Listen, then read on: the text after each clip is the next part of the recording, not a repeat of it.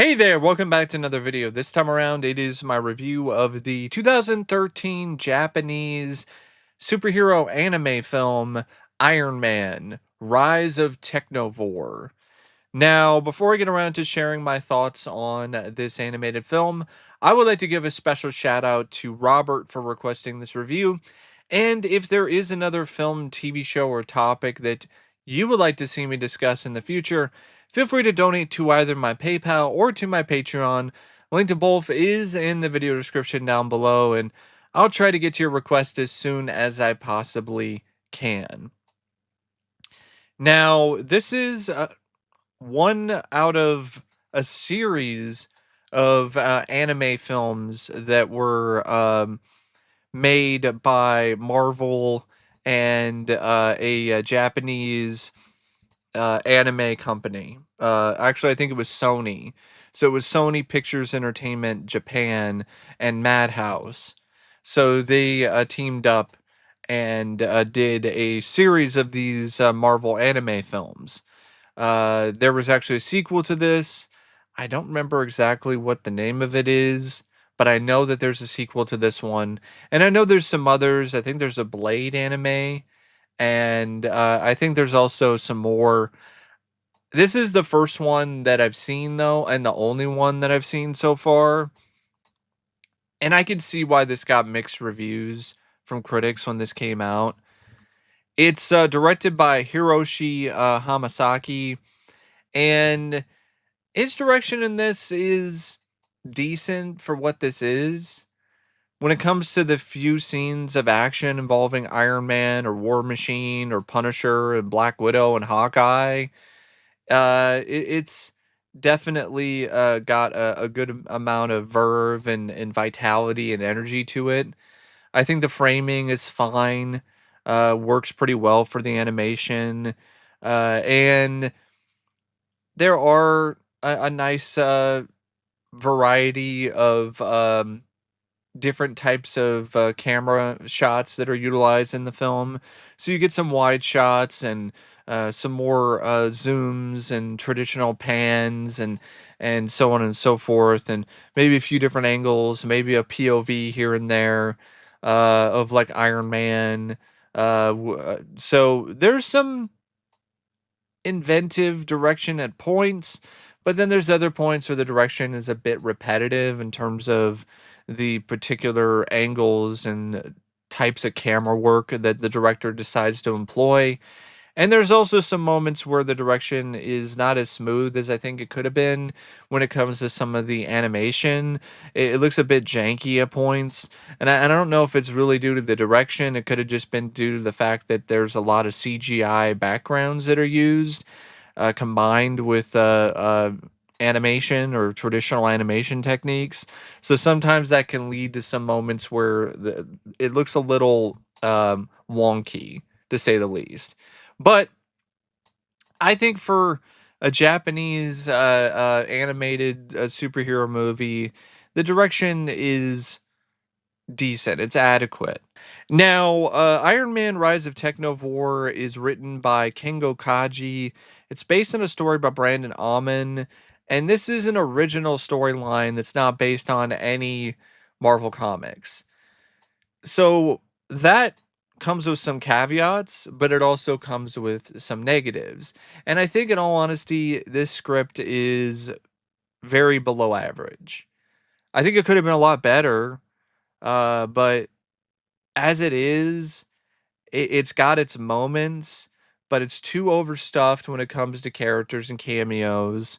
It's way off when it comes to its tone, and there's a lot of moments where not a lot is happening, and when there is some action that's going on, it's only somewhat exciting.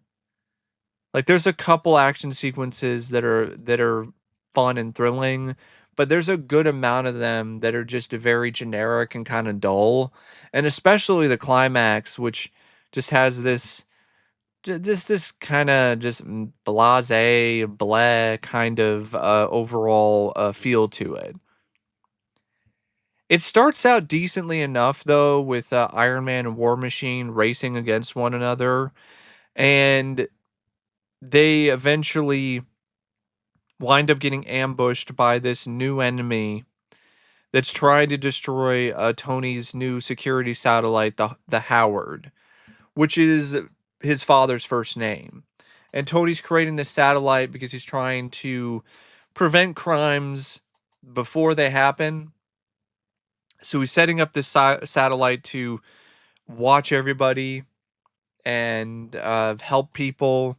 But of course, there's people in the media that are like, "Hey, this is kind of weird, and this is kind of a potentially a violation of privacy. Like, what are you doing here? What is your real motive here, Tony?"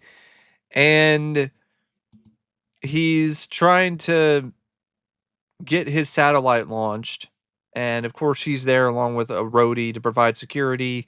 So that's why there's some people who show up who try to take down the satellite. I think these are like guns for hire, wearing armor, and Iron Man and War Machine make quick work of them. But then there's this completely different opponent that shows up who's wearing this white armor, who looks completely out of place.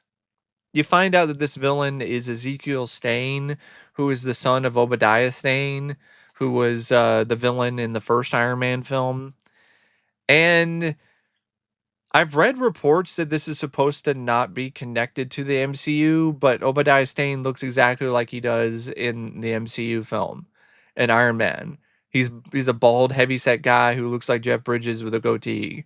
So I'm like, is it really though? Because it kind of looks like it's supposed to be tied in, even though Hawkeye looks different, Black Widow looks different. War Machine even looks different. Pepper looks different. But Nick Fury looks the same as he does in the MCU. So it's like Nick Fury looks the same. Obadiah Stane is the same, but some of this other stuff isn't the same. So I'm like, is it supposed to be a part of the MCU or not? It seems like it's trying to be both. It's trying to be its separate thing, but also a part of the MCU, and it's just kind of weird. And this Stain villain in particular, the design is interesting, but it just does not fit with Iron Man. It's this bio armor that honestly reminds me more of Bio Booster Armor Guyver than anything else. And there's a reason why you don't see a crossover with Iron Man and Bio Booster Armor Guyver villains, because it just doesn't fit. Iron Man versus Zoonoids, it's not really a good match, so to speak. Or Iron Man versus other Guyvers. That's what it's like. It's like Iron Man versus the White Guyver, and I'm like, this is weird. This is not good. And Iron Man barely escapes his first confrontation with Stain. War Machine though gets crushed under all this rubble. Iron Man thinks that War Machine is dead, so now he wants revenge for his friend's death. But of course, you know that he's not dead. But let's just go along with it for right now. This is leading to Iron Man deciding to disobey Shield's orders because Shield for some reason wants to capture Iron Man because they want to talk to him. They want to have some sort of meeting, and Iron Man's like, I don't have time for this. I need to go find Stain. I need to get revenge for Rhodey. And this leads to a lot of scenes where Shield is just trying to capture Iron Man. So just if I could just an excuse for more action scenes. So you have Iron Man going up against these mandroids uh, at his villa, or fighting them underwater, or fighting them in the sky, and he escapes and destroys all the mandroids. And then he goes in and finds the location of where Obadiah Stane's son is, with the help of Pepper, who hacks into some system and finds it for him. Then the Punisher randomly shows up out of nowhere. The Punisher is just now there, who for some reason is designed as if he looks like it's Gambit cosplaying as the Punisher. I'm like, what the hell is Gambit doing wearing the Punisher's gear and the Punisher's outfit? He's got long hair. He's he's skinnier. His facial features don't really look like what you normally see from the Punisher. The Punisher in this looks like Gambit If the Punisher was missing or was inactive, and Gambit was like, I guess I'll be the Punisher for a day. That's really what it looks like. And it's distracting. Honestly kept expecting to hear a Cajun accent out of his mouth every time he was on the screen. So Iron Man and Punisher reluctantly team up, and Black Widow and Hawkeye are on their trail. And Punisher distracts Black Eye. It might as well be Black Eye, because he really just doesn't really do a whole lot in this in terms of getting anything done. Like Hawkeye just he shoots some arrows into Iron Man, incapacitates him briefly, but he gets pretty easily overpowered by the Punisher. And the only reason why he and Black Widow are able to get the upper hand is because of something completely, well, it's really because of Black Widow, not because of anything Hawkeye did. So it kind of is a bit of a black eye for Hawkeye in this script. So Punisher does enough to distract Hawkeye and Black Widow so Iron Man can escape, and he winds up confronting Stain again. And this second confrontation is boring as hell. It's just Iron Man frozen by the Technovores and having this one extended back and forth dialogue with Stain that just seems like it's exposition dump. It's just one long exposition dump. And I'm like, this is really boring. Iron Man is literally just standing there like a statue for the majority of this scene. Eventually, he snaps out of it, and it seems like something goes wrong. Well, actually, Iron Man outsmarts Stain and causes the Technovores to attack him. He then winds up getting captured, Stain, taken to S.H.I.E.L.D., to the helicarrier, because at this point now Iron Man is satisfied um, with his revenge plot, I guess, because he stopped this kid and incapacitated him. So he thinks. Because really what happens is because the Technovores are now pretty much on their own, they decide to take over the Howard through the shield, through the helicarrier, and they're using Stain's body to be able to do all this. So Stain escapes from his holding cell, or his holding pod, and now the Technovore is taking over the helicarrier, and Tony uses his arc reactor to regain control of the satellite, but in the process, it causes the Technovore to defend itself by essentially assimilating Ezekiel, and then he becomes this giant monster version of the Technovore armor, which looks like a Zoonoid. And then Rhodey apparently is still alive. Of course he is. The Technovore apparently healed him, but it happened off screen. And he shows up to save Tony's butt because Tony's in a battle with the Technovore monster, and he's low on energy, and he's about ready to get killed by this thing. But then War Machine shows up, saves him, but randomly the monster decides to just stop being a monster, and now it turns into a spore that flies into the air and winds up at the top of a skyscraper. And then it uses all the Technovore spores within it, and the tendrils to connect to all different parts of the city, and connect into the satellite, take over it so it can use the lasers from all the satellites and destroy the Earth, kill everybody on Earth. Iron Man comes up with a plan where he will get absorbed into the Technovore spore, so then War Machine can then target and use the satellite via the backdoor password that he installed with Pepper's voice, and specifically Pepper saying vacation. So then he can use his satellite, the Howard, to shoot the Technovore with him in it, and kill the Technovore. And Iron Man and War Machine successfully save the city. They save the Earth. The laser from the satellite hits the Technovore, destroys it, and then Tony and Pepper go on vacation finally, which is something that Pepper has been trying to do throughout the entire story.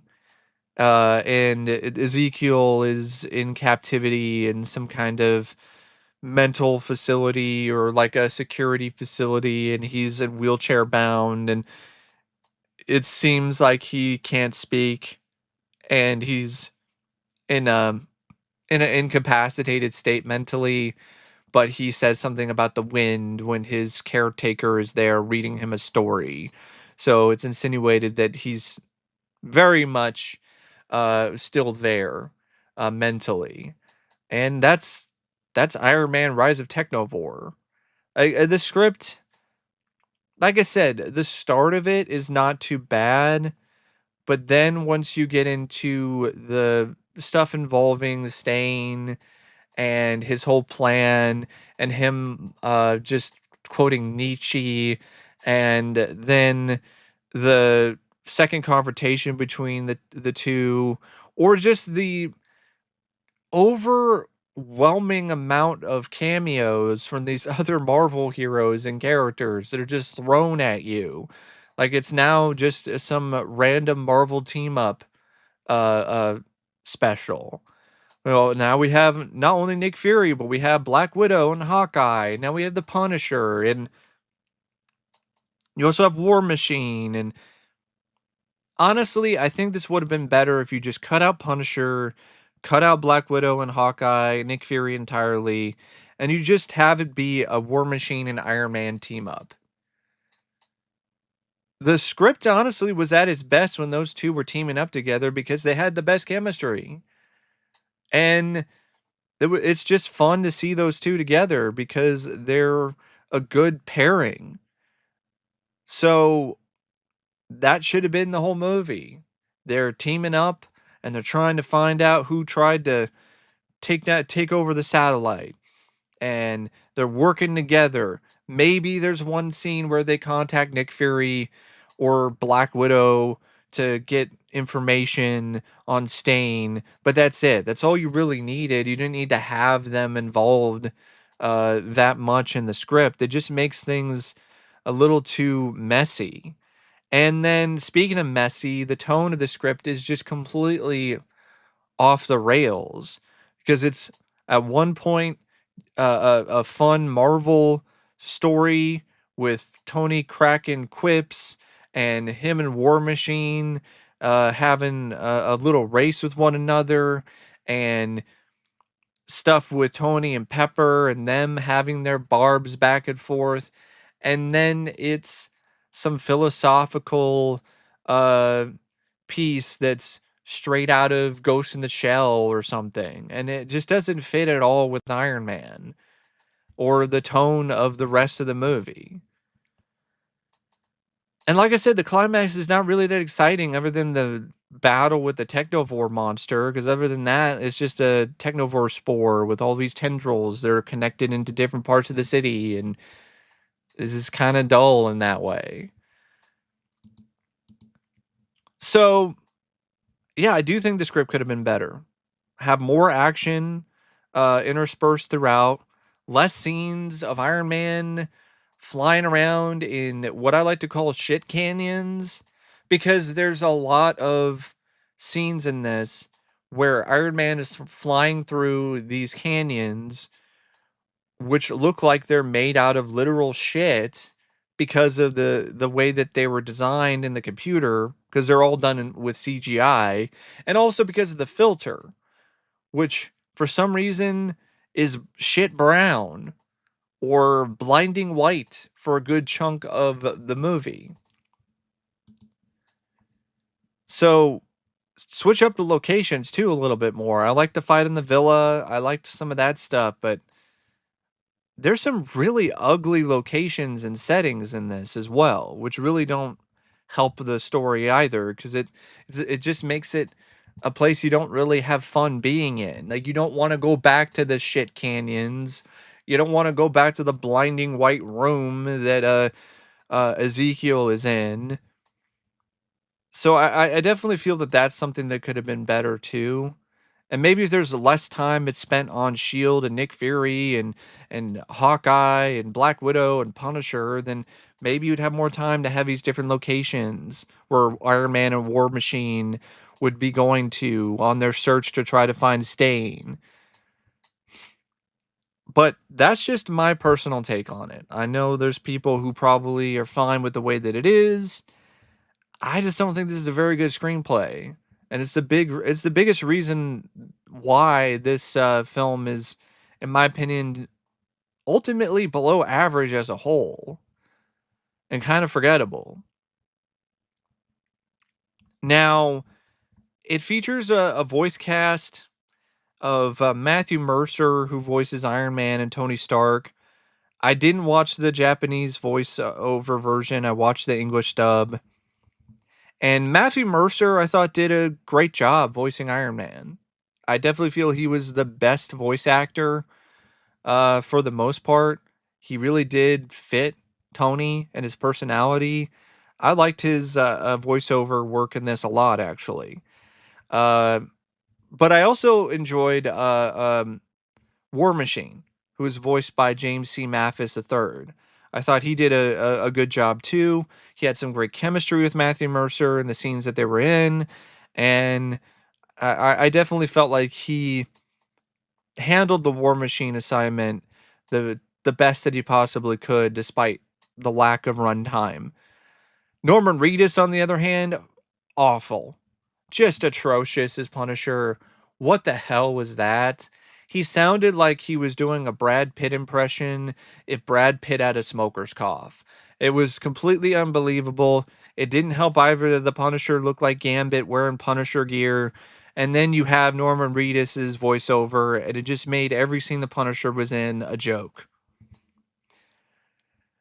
Ezekiel Stain, the Eric Bauza, there's only so much you could do with this kid who is trying to be very philosophical and deep, and it just sounds completely fake and full of bullshit. And he just, I don't know, just very one note voiceover, just just pretty much just one level to it, and doesn't go beyond that. It sounds like he's just way too chill and relaxed, and not really enough moments where he's unhinged and crazy, which really seems like that's what that character should be. He's just very chill and relaxed and just kind of boring to listen to. Almost sounds like he's about ready to do some ASMR. And Clare Grant was not great, but she was decent enough as Black Widow. John Eric Bentley was a great. He honestly did a great job doing his best possible Sam Jackson impression. Honestly, it sounded very similar, so I got to give him credit for that. Kate Higgins I liked as Pepper Potts, and that's really about it. I mean, there's a few other actors and actresses, but those are really the main ones that provided voiceover work for the film. And it also features some it has like cinematography and editing and things like that, and the technical merits are not terrible, but they're not particularly tremendous either. Like I said, really ugly looking filters on a ton of different shots in this film.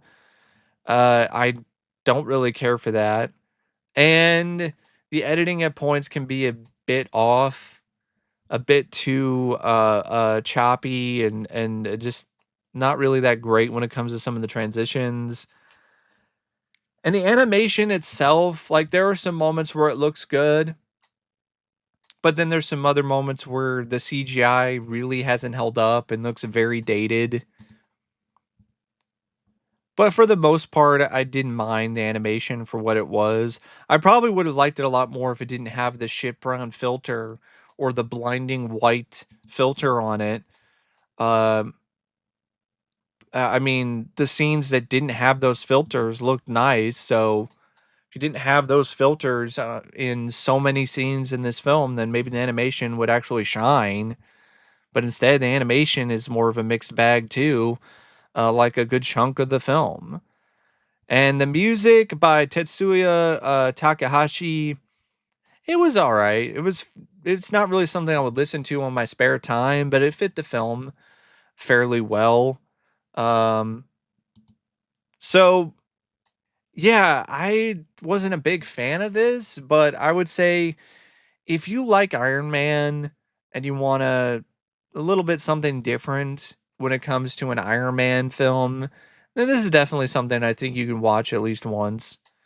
But otherwise, I don't really honestly have a lot to recommend this. Like it's one of those things where it's interesting, it's worth at least one watch for some of the action, for some of the animation, but you could do a lot better when it comes to Marvel animated films, and you can also do a lot better when it comes to Iron Man movies. But that's just my thoughts on Iron Man Rise of Technovore, and until next time, I'll see you later. See ya.